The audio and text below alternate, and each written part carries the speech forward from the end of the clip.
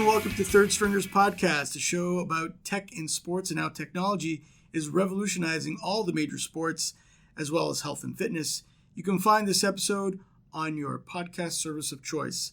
I'm your host, Paolo Del Nibletto, editor of Tech and Sports. You can find great tech and sports content on our website, itbusiness.ca. From there, just click on the sports tab. With me here today is the big Radu himself, Alex Radu. Alex, what happened to your Anaheim Ducks? Not so mighty, getting smacked by the 16-seeded Nashville Predators. In our defense, they also swept Chicago, and we lost John Gibson. Otherwise, we would have won that series. The Carlton kid is with me here today, too, Mandy Kovacs. So sad that your Raptors pulled a no-show against the Cavs. I have no defense. I thought they were going to win. And neither did they. Nope. Okay, we have a Power Pack lineup for you today, starting with something we don't talk a lot about in terms of technology-wise, and that is the game of golf. I recently took a tour of TopGolf in Las Vegas, and we have that on the top of the show. We will continue with Mandy, who had a chance to be in the presence of noted Canadian author Malcolm Gladwell, and he had some interesting data on how an athlete peaks and showing some examples from NBA players like Paul George. And speaking of the NBA, and specifically Paul George, his team, the Indiana Pacers, are working with Mitel Networks from Ottawa, and Alex will have a story on that later on. Also, on the show, we have trivia and our picks for the Stanley Cup and NBA Finals. So sit back and don't panic because the third stringers are coming into the game. All right, Mandy, Alex, let's move on to what I like to call impossibly hard trivia. Have we ever gotten one right? Nope, you've not gotten any of them right, and I don't think you're going to get this one right. But I think you're going to do a lot better with this question because it's on the game of golf, and golf has a very long, storied history. There are four major tournaments called the Masters, the U.S. Open, the British Open, and the PGA Championship. Together, they're known as a Grand Slam. No golfer has ever done a Grand Slam. Tiger Woods, who has been in the news lately, he produced something called the Tiger Slam, having won the four tournaments in a row, but not in the right sequence and over a 2-year span. Jack Nicklaus holds the record with the most major championships with 18. Tiger is second with 14. And remember all that talk about him shattering that record? Doesn't look like he's going to get even close to that one now. But I digress. Here's a trivia question. How many golfers have won the Grand Slam during their career? There's only 5. And that's how hard it is to win these tournaments, especially even during a career. Now, before you start guessing incorrectly, I should note that Bobby Jones is the only golfer to win 4 major tournaments in a calendar year, but he did that in the pre-Masters era, which I'm guessing is 1920s, 1930s. I'm not even sure myself. So way before our time. Way before all of our time. I really appreciate that hint because I totally would have guessed the 1920s player. Yeah. Don't go that far back. So we're looking for golfers in the post-Masters era. So any guesses, or do you want another hint? Well, I mean, I'm going to start this off by saying I don't know much about golf. So you mentioned 2 names, so I'm going to guess those. Tiger Woods and Jack Nicklaus. And that would be correct. Alrighty. So you're almost halfway there. You just need the other 3. I am going to give you that hint. 4 are American, 2 of which are Jack Nicklaus and Tiger Woods. Eldrick Tiger Woods, by the way. Most people don't know his real first name. And 1 is from South Africa. Okay, so while you think of that, why don't we go into our first story, which is on TopGolf. Now, the first thing you have to learn when you play TopGolf or you're at a TopGolf location is this is not your traditional golf where you go into what basically is a big, large park and you play 18 holes and you keep score by counting birdies, pars, and you hope not too many bogeys. TopGolf, based in Dallas, has 17 locations, all of them in the U.S., none so far in Canada. And they're trying to change the game of golf, and they've they are integrating Internet of Things solutions into their locations to deliver a better overall golfing experience. So TopGolf is more like Target Golf. It looks like you are basically in a driving range, but that's where the comparison ends.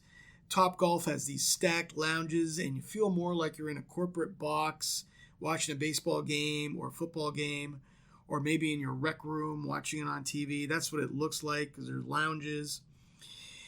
And you're hitting a ball off a tee, similar to a driving range. And there's targets all over the field, some small, some big. And the more targets you hit, the better your score. And you can play by yourself, and you can play with friends. All the golf balls are embedded with RFID chips.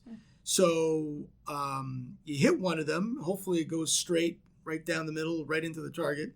And inside those targets, there are all these IoT sensors that register your score and your distance and neat data like that. The systems were built by Dell EMC. Dell EMC basically merged over a year ago, one of the biggest technology mergers of all time, $68 billion deal.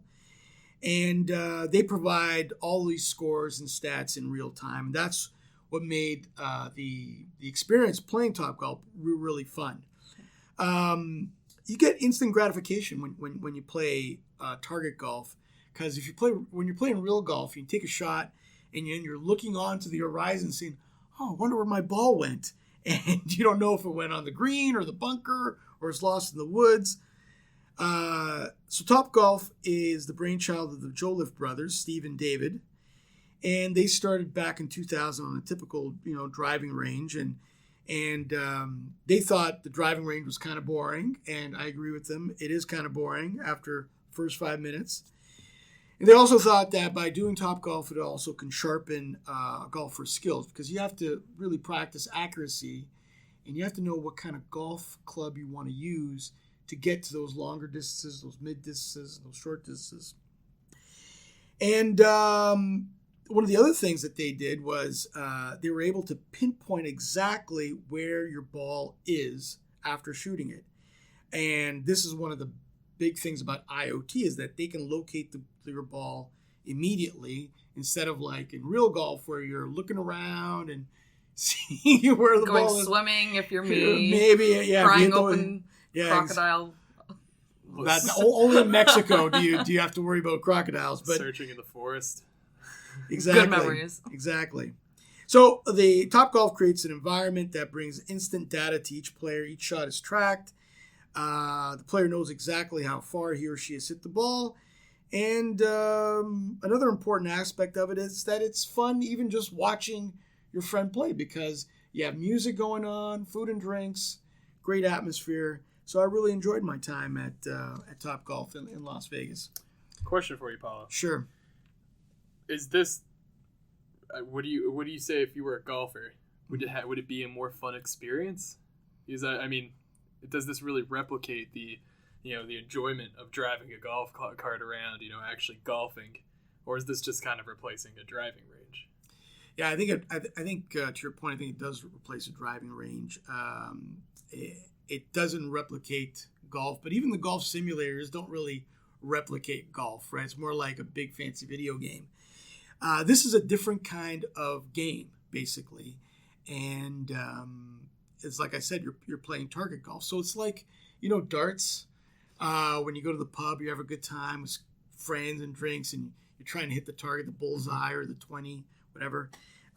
This is what this is like, and the scoring system's not in 18 rounds, but it's in 30 rounds. So if you get closer to the target, farther away too, you get more points.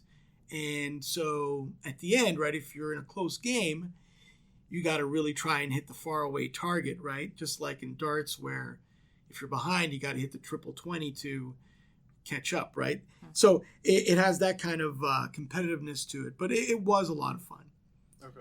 And it ended in 2 hours instead of 6+. Amazing. Which is what happens if you go real golfing. Mandy? Yeah, well, I was going to say, I had a chance to do this in Las Vegas when I was there a couple months ago, and I missed out on that opportunity. So is this like a must-do type of thing for people that enjoy sports or enjoy playing sports? Yeah, I think so. And one of the more interesting stats I got from them is that 37% of their patrons are non-golfers. So golf is kind of intimidating, right? It's, first of all, it's expensive. It's hard to get on these golf courses. Frustrating. That's right. It's a frustrating game. They don't build golf courses for the beginner. You're really playing on basically a championship level golf course as a beginner. So, and the other thing too, even for women, it's kind of like intimidating as well. And what I heard is that 32% of their clientele is female. So I think this is a great alternative to real golf. And you can do it in an hour or two. Yeah, to me, it kind of reminds me of if you're in Vegas and it's like, hey, let's go. It's like that same thing where it's like, hey, you want to go bowling? It's just, let's go golfing. It kind of like, I go, mini golfing with my friends all the time. That's kind of the same thing. Yeah. Mini golfing is amazing. No, I agree. It's awesome. I love it. Yeah, mini golf is a fast, quick game that's fun, not a lot of pressure, because, believe me, like I played lots of rounds of golf, and when you play with serious players, the fun's kind of removed because, they're trying to win, especially if you're playing tournament golf or scramble golf. I think TopGolf was a lot of fun. I definitely recommend it. Would you say that an actual, serious golfer, are they going to have a lot of fun doing this? Or for them, would they much just rather go to an actual golf course or something like that? Is this more an activity rather than just, maybe to do with your friends rather than just, practicing I'm going to go practice my skills and stuff like that? To be better at TopGolf? Yeah. Yeah, it's more of an activity. I would agree with you there. I think the serious golfer,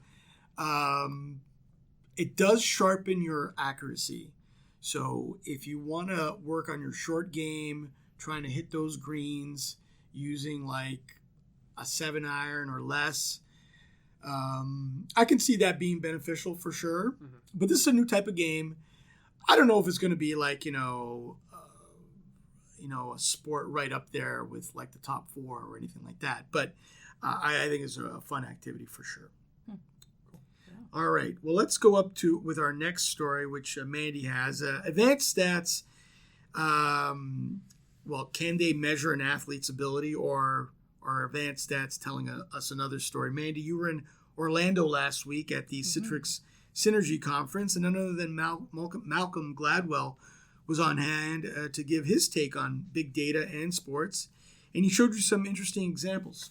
Yeah, so I had the pleasure of hearing him talk, and the whole presentation was really about the impact of technology and him responding to, I guess, the human fear that technology will replace us in every facet of life and work and all that sort of stuff. And I mean, the short answer is no. His conclusion was that technology won't replace us, but it'll kind of show us where we need to be and how we can coexist with technology. And so in doing that, he used basketball and advanced statistics as an example, which I thought was very cool. So he was talking about win shares. So this is a pretty common way of calculating the impact an athlete has on their team. It estimates the number of wins a player produces for their team based on their yearly statistics. And so he compared 4 players. So we have Paul George from the Indiana Pacers, DeMarcus Cousins from the New Orleans Pelicans, Eric Bledsoe from the Phoenix Suns, and Gordon Hayward from the Utah Jazz. And so in comparing their win shares from when they first entered the league in 2010-2011, you can see that the first 3, George, Cousins, and Bledsoe, their win shares basically increased the whole time and peaked in their 4th year when they were 24 years old, and then dropped from there. And so he was explaining that, I mean, this has a lot to do with them getting bigger contracts at the end of their 3rd year, and where players often get complacent once they get the big bucks, right? And that players generally peak athletically in their 24th year as well, based on their experience, just their bodies changing and that sort of stuff. But the last player, Gordon Hayward, actually was kind of steadily climbing just like the rest of them, but he didn't actually peak until this most recent season in 2016-2017. And so Gladwell kind of contributed this to the fact that he was not complacent. He got the big bucks just like the rest of them, but he kept working. He was not happy with where he was, and even reached out to Kobe Bryant and practiced with him for a week in California, and just worked on his skills and practiced every day. He had a whole new training regiment. And so Gladwell kind of asked the question of, how can you measure this work ethic with statistics? And he said that you can't. And so it was a really interesting conversation. He was basically saying that humans, no, we can't just rely on these advanced statistics. You need the human perspective. You need the in-person interviews. You need the kind of personal touch to really understand how a player can turn out and what sort of impact they can have on a team. So I thought it was a really interesting discussion. Love to know what you guys think too. Well, go on, Alex. My thing with Gordon Hayward in this, he's a free agent this summer. Yes. So, Cousins isn't for another year. Mm-hmm. George, not for another year. I'm not sure Bledsoe's contract off the top of my head. But Gordon Hayward is a free agent this summer. So he's looking to earn, and he proved this year that he's going to get a big contract, maybe with the Boston Celtics. That's where a lot of Celtics fans are looking at. So that's very interesting, I think, is when you look at Hayward. And you could also say that this is Hayward's best season, just across the board, not necessarily just win shares. Yeah, it has been for sure. Yeah. So it's I think Gladwell's pretty much kind of correct, because I always like to talk about the LeBron quotient, how you can look at the Cavs stats and then just be like, LeBron James though, and LeBron James can he can do things. So I was wondering, did Gladwell sort of come to any conclusions? Did he say of the four which is the better player? Not really. I mean, he kind of looked at it and said that, right now going into the next season, if you had to pick a player from those lists just based on their win shares, you would probably choose Hayward, because he's been steadily increasing. It has been a little bit inconsistent. He kind of goes up and down a little bit, but for the most part, he's been steadily improving over the last 7 years, whereas the other three kind of peaked and then kind of went down. They fluctuated a lot. And I mean, as a GM, wouldn't you rather have a steady player, someone that kind of puts up the points and is slowly getting better and better and better? Or would you rather have a player that's very inconsistent year to year? You never know what to expect. Well, here's the thing with win shares, right? And it's becoming a very popular stat. It has been, yeah. Yeah, for sure. But to me, win shares is like an eye test, right? You don't have to show me stats to tell me that LeBron James and Sidney Crosby are great players, right? Mm-hmm. So did Gladwell look at that at all as, and make comparison with just using the old eye test? Because if I looked at those four players, I would do it this way. I would have George 1, Hayward 2nd, Bledsoe, and Boogie Cousins last. Mm-hmm. No, he didn't really take that perspective on it. He just kind of looked at the fact that these are the statistics, and if you had to look at those, it would be kind of a different story. It doesn't tell you everything about a player. Mm-hmm. So he was saying that GMs going forward and coaches going forward almost need to take on a psychologist perspective in picking players, because I mean, if you just look at someone's stats coming out of college and you want to draft them, just looking at their statistics, they may tell a different story about their work ethic, whether they actually care enough, if they're what their win share, their compete level is, that sort of stuff. Right. So just another tool that they have to use. Yeah. Basically. Alex? I think it's really interesting as well, because Gordon Hayward had the best season of those four this season, but you look at playoff performances and you look at certain things, it's if you were to look at how many players in the NBA can take LeBron one-on-one, I think Paul George is his best opponent one-on-one. Those two have a rivalry. And then you also look at kind of the stats of the last few years. The Pacers were kind of indifferent the last couple of years. They've just squeaked into the playoffs. Well, when Paul George, when his win shares were at their peak, the Pacers were like, oh, this is the team that can beat Miami. This is the team that can, go toe-to-toe. So, I don't know. I think it's interesting. I know Paolo and I always have the Boogie Cousins debate. Yeah. Whether or not he's a good player. Right. I don't think Boogie Cousins, I was kind of surprised that he actually mentioned him in his comparison. Yeah. I don't think he's a good player. But I don't think he's an effective player. I think he's a good player, but he's not effective. And effective, I mean winning games, making the playoffs. Alex thinks he's a world beater, but he never makes the playoffs. Well, I mean, I will say that the Sacramento Kings, he was not the only problem on that team. And so the Boogie Cousins thing is super interesting to me because his stats are they're good. I mean, he's an all-star player. I want to see, though, in this day's NBA, can you build a team based on a center? That's my question. Like, I mean, but Boogie can shoot threes and stuff, so I don't know. It's an interesting conversation. I'm really curious for next season if we get a full season of Anthony Davis and Boogie Cousins. That'll be interesting instead of just whatever this mashup for 2 months was. Right. Which didn't work. That was a mess. We'll see. We need a larger sample size. I can grant you that. Okay, Alex, let's move on to the Mitel Pacers story. Mitel Networks is one of the largest networking vendors in technology. They're based in Ottawa. They're one of the true Canadian success stories, and they're working with not just the Pacers, right? They're also the Ottawa Senators and other teams. Yeah, Alex? So the Indiana Pacers, Ottawa Senators, and San Diego Padres. Maybe a few other teams as well, but these are the new ones. So basically, it's not. I think we can all agree, and most people would agree, that talking about phones and networking maybe is not the most exciting topic.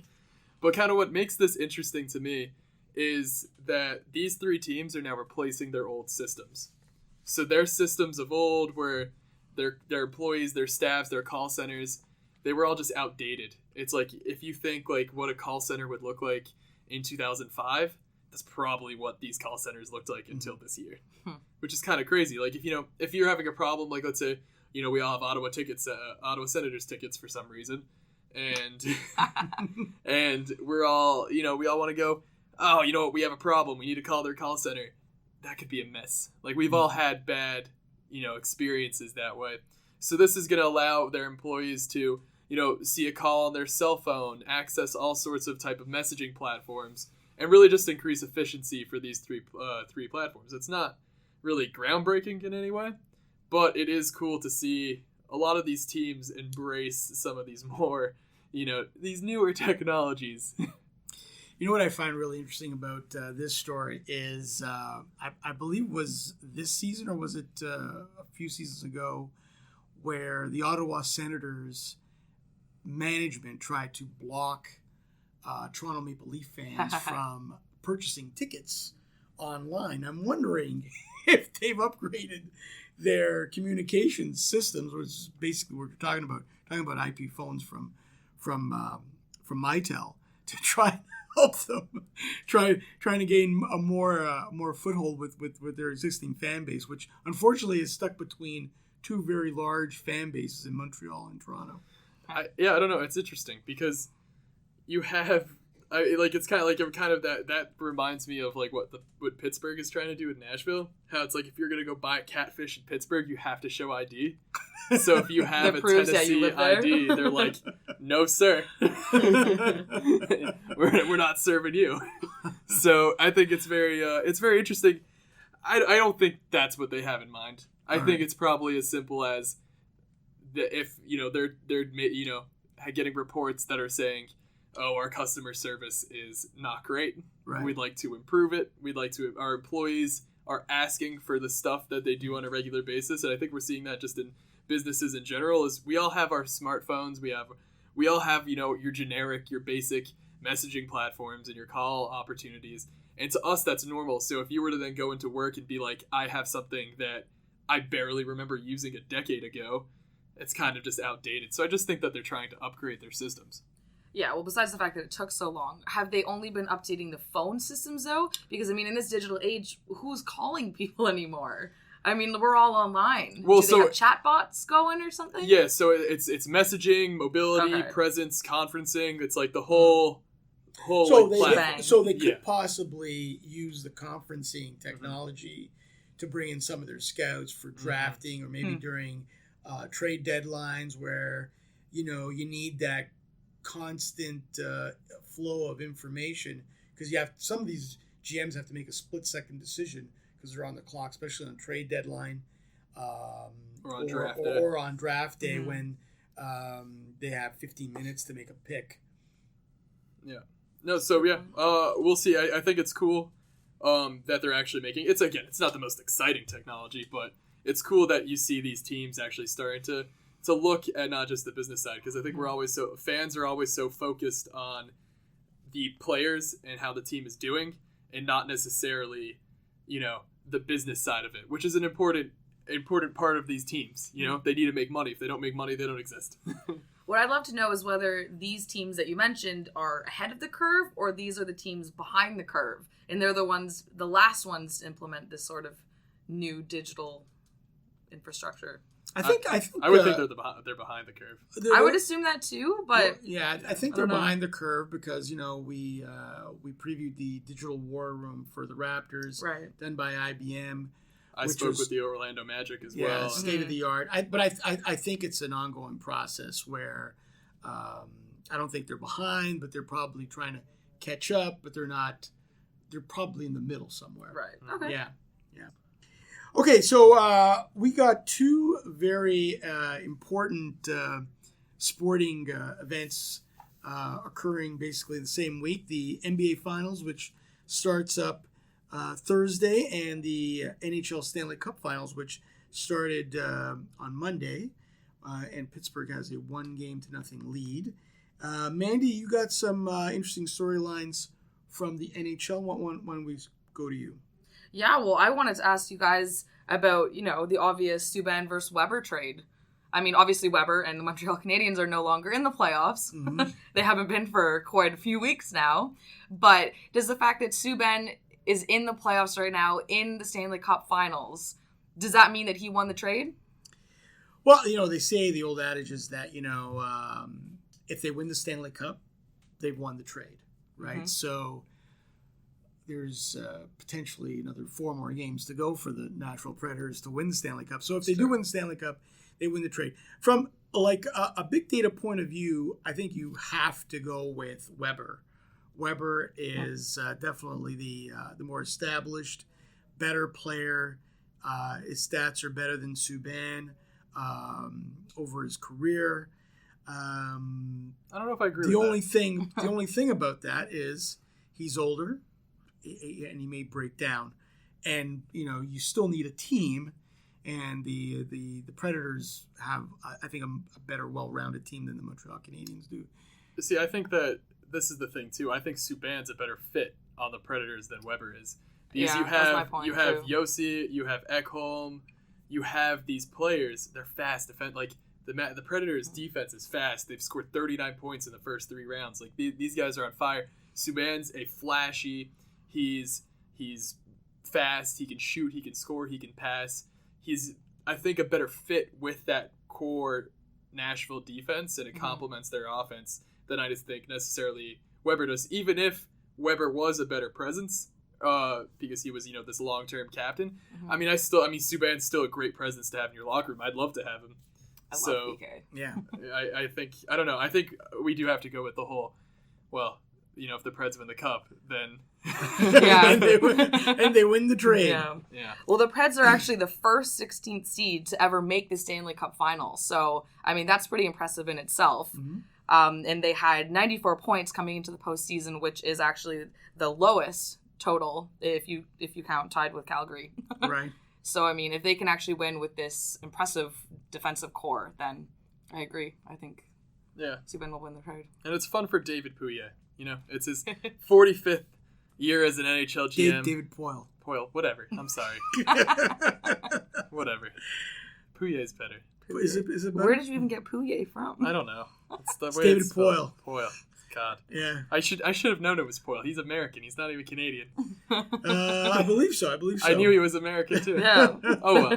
Yeah. Well, this is the first time 2 U.S.-born coaches have ever gone up against each other. Yeah. In fact, Peter Laviolette, I gotta say, can make what do they say about something out of nothing? Something out of nothing, because he has gone to the final. He's won a cup with the Carolina Hurricanes with a less talented team. Oh yeah. The Flyers that went to the Cup final against the Blackhawks, they basically were Pronger and 4 backup goalies, and they still managed to get it to a game 6. This is probably his best team. And this one is the lowest seed, and he's made it to the Cup final. And I remember when he was coaching the Islanders, and they had the worst set of players, and they pushed the star-studded Maple Leafs to Game 7, which, by the way, they lost. The Leafs won that one.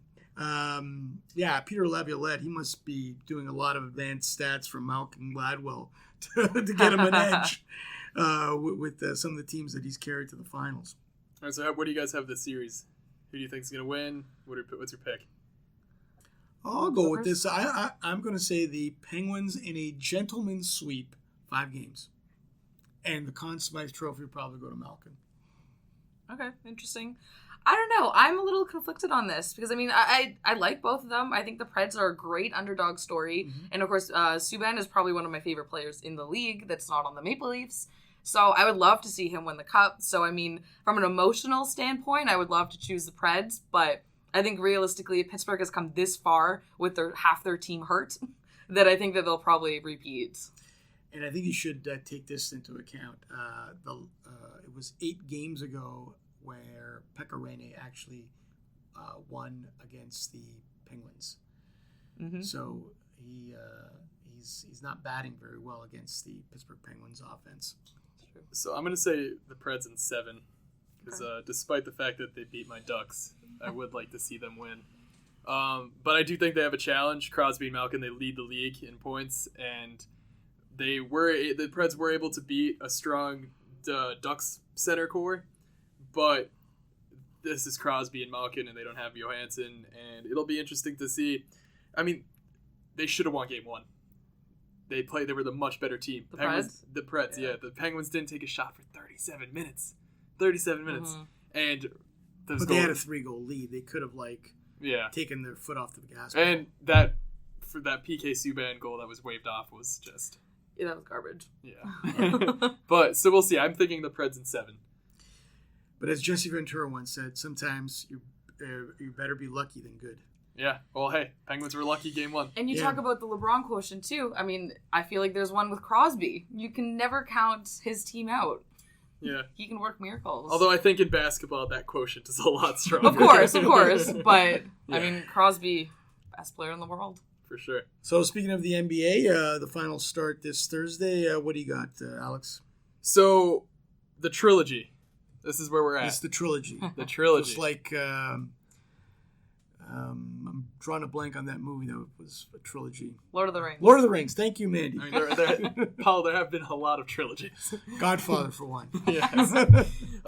So I'm very excited for this. This NBA playoffs has been, it hasn't been as interesting as a lot of people thought it was going to be going into it. But you have the Golden State Warriors becoming the first team to go 12-0 to get to the finals.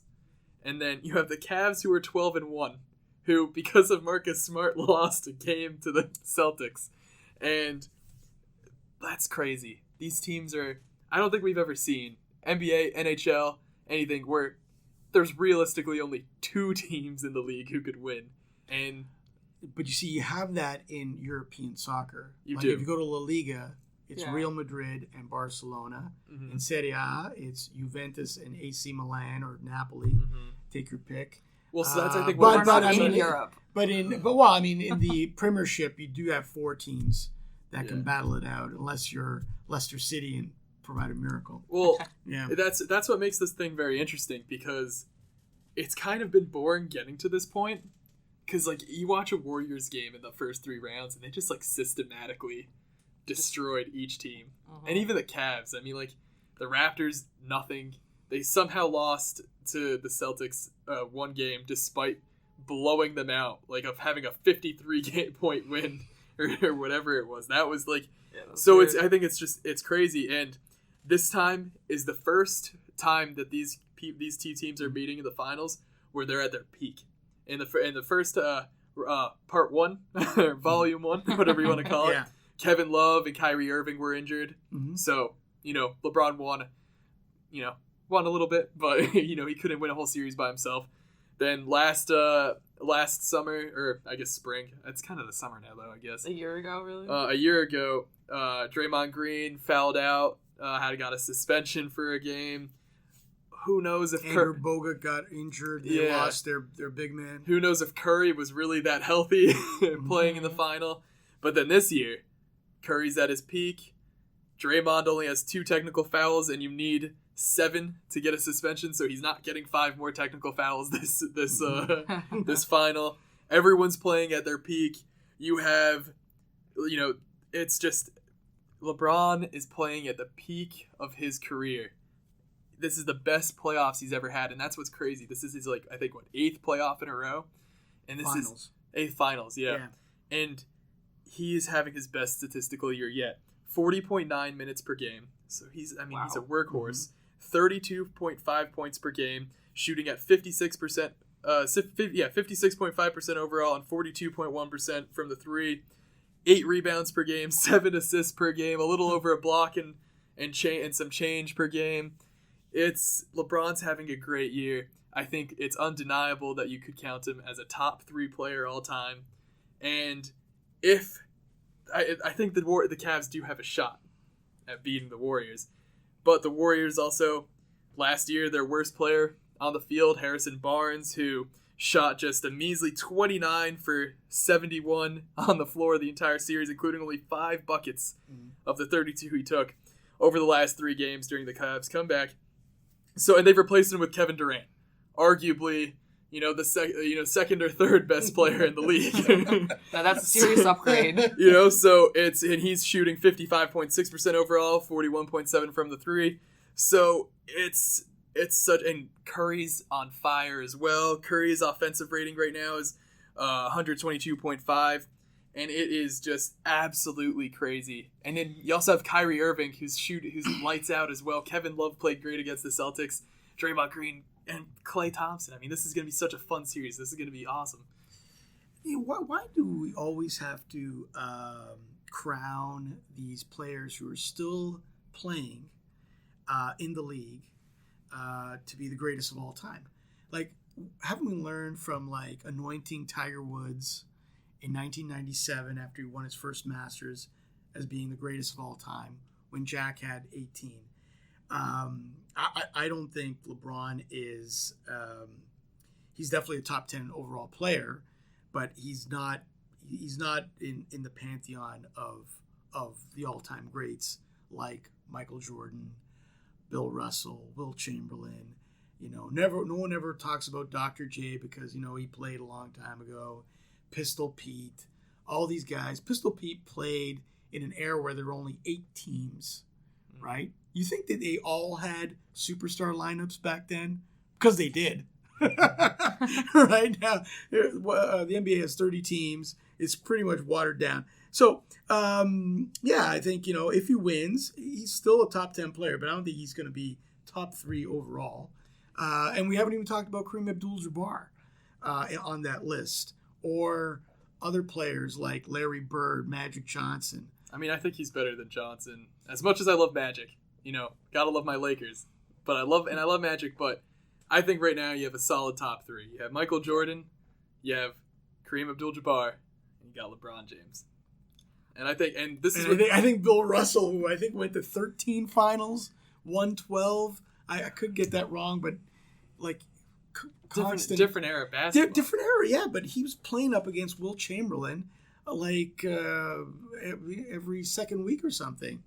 He's not playing up against Boogie Cousins, or whoever, Tristan Thompson. I mean, you're using bad players. Bad players, just spit his name. I can tell you, Boogie Cousins would not make a 1970s or 60s lineup in the NBA. Oh, well, they're also half the teams. I don't know. I think if LeBron can win this, then I agree. He's in top 3 for sure, all time. Yeah. Okay, so that's the thing, right? He's beating a super team. Yeah. And that he should get props for that for sure. So right now, and Paolo, you and I have had this conversation all year, with you thinking that with Valanciunas, the Raptors might be able to beat the Cavs.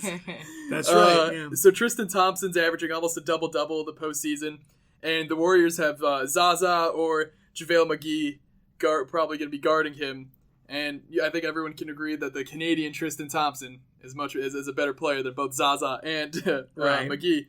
So Are you saying he's the difference in this matchup? If the Cavs are going to win, Yeah. I think they have to rely on Tristan Thompson. He's going to have to play the best series of his life. But he's not going to get the ball. There's only one ball. Okay. You can say He's that been getting the ball. You can say that Durant cancels out LeBron. And you Okay. can say Curry is canceled out by Kyrie Irving. Okay. Kevin Love cancels out Klay Thompson, maybe. I don't Okay. know. And Draymond is canceled out by Tristan Thompson, maybe. I don't know. Well, so this is another point that people are that's going around the internet right now. Who's guarding Kevin Durant? Is LeBron guarding him the whole time? Of course he is. LeBron's going to be if LeBron can't continue to play 40 to 45 minutes of a game guarding Kevin Durant. But he looks like he can play the entire game without breaking a sweat. He looks to be in like tip-top physical condition. Well, you see, this is the point too, and I think LeBron is the first. Like LeBron's played a stupid amount of games in the last decade. Yeah, and I don't think he can. Kevin Durant wants this championship. Kevin Durant's playing very well, and I don't think that LeBron's going to be able to keep up with Durant. And I think Durant's going to be the difference maker for the Warriors. So let me throw it back to you. Do you think the Warriors can go 16-0 and win a championship? Because that would basically cement themselves as the best team. That's ever because they sort of almost had it last year, but then it fell apart in Game 7. They had a couple bad breaks, what have you, but they didn't accomplish their goal. What do you think? Think they can do it? I think so. I'm calling Warriors in 4. Warriors in 4. Because you know what, and I'm not sure. I'm sort of surprised you got that. I'm not sure that I'm not sure I would put money on it. But well, you are the more knowledgeable in the basketball realm of the three of us. I mean, I also just want to see that, because if this is the thing, if the Warriors can go from having the best season and then they get they lose to the greatest comeback in NBA history, yeah, and then next season go 16-0, that's crazy. Like a 16-0 freaking playoff win, that's nuts. I would also like to point out the fact that you seem to be forgetting about the Kardashian curse right now. Oh, what's the Kardashian curse? So Khloe Kardashian. Talk about advanced stats. Yeah, for this Mandy. is where my girl knowledge comes in. But Khloe Kardashian is dating Tristan Thompson. Fun fact. Okay. But there's kind of a Kardashian curse because she obviously dated Lamar Odom and Odin. What? Lamar Odom. Yeah, I don't know how to say it. We can't pronounce. No, we're really struggling today. And clearly, he's not doing so well. He's gone to rehab. He's not playing anymore. She also dated James Harden, and he had a very mediocre season in 2015 when he was dating Khloe. And so, I mean, I don't want to put the blame on her, but she's now dating Tristan Thompson. And this is now the third charm. Didn't one of the Kardashians marry another basketball player? Yes, Kim also married Chris Humphries for 72 days. Yeah. And is that it? Record breaking 72 right? days. So, I mean, I don't think Chris Humphries has done very well since What then are either. the advanced stats on that marriage? I don't I'd like to know, but I'm just saying, if we're talking about all these quotients, that's another one you got to pay attention to. So I'm going with the Warriors. You're going with the Warriors in? 6. 6? You got the Warriors I'm staying with 4 because I want to see history. I'm guessing history's happening. I'm gonna pick another gentleman's sweep. I think the Warriors will win. I think they're the better team. LeBron is the big. That's the thing. LeBron could win one or two games. LeBron can change things because he's so good, right? But that's also a huge motivation, though, for the Warriors too, right? Yeah. Considering how well or how not well last year went. Yeah, when it fell apart. Yeah. Yeah. They have motivation for sure. sure. They were embarrassed. Also, if Draymond Green wasn't suspended in Game 5 last year, I think that the Warriors probably win that series. That was a game changer. I think. So. I don't know. It'll be for sure though. It's going to be a fantastic final. It's going to be a much watch. Not if it's Definitely. 4-game sweep. Then I think it's like the most dull, boring playoffs in NBA history. Well, I don't think those 4 games are going to be boring though, even if it is. Well, a if they're sweep. blowouts, they'll be boring. That's for sure. We got nothing but blowouts this year. Anyways, okay. Let's wrap up with our trivia. Have you guys figured out who those 5 golfers are I believe Mandy guessed Tiger, and who was it? Jack Nicklaus, Jack Tiger Nicklaus. Woods is correct. I would have guessed Tiger. And? Because he's one of the few Right. golfers that I know. And I do not... Honestly, I can't think of another golfer's name right now. Okay, now the South African, he was on the Sports Illustrated beauty issue, and he was like, scantily clad. I should know this. And then. he's in his 70s, and he's like Wow. ripped to shreds. Was this like recent? What? Yes, it was last year. What? I don't remember this happening at all. I feel like I would remember that. Yeah, I feel like I remember that as well. This day and Okay, age. Gary Player. That does not ring any bells. Okay. I mean, it's a name. It is Gary Player. The third member on this list, he had a whole tour devoted to him, and he was the first to actually brand himself. So you could buy his golf clubs, you can go on his tour and everything like that. And he supposedly had one of the greatest swings of all time. But you guys probably don't know Ben Hogan. That name ring a bell? No, I thought you were talking about Arnold Palmer. No, Arnold Unless you're gonna talk Palmer. about Hulk Arnold Hogan. Palmer never won. I can't remember what tournament he did not win. Obviously, he's one of you. It's probably the Brit. Maybe did he win the British? I can't remember. And the last one is Gene Sarazen, who what great all-time great, but way before all of our times. Not in the Bobby Jones era, but definitely back in the day. So this was a lot of fun, and thank you, Alex and Mandy. And with that is a wrap for Third Stringers. Talk to you next time. See you later. Adios.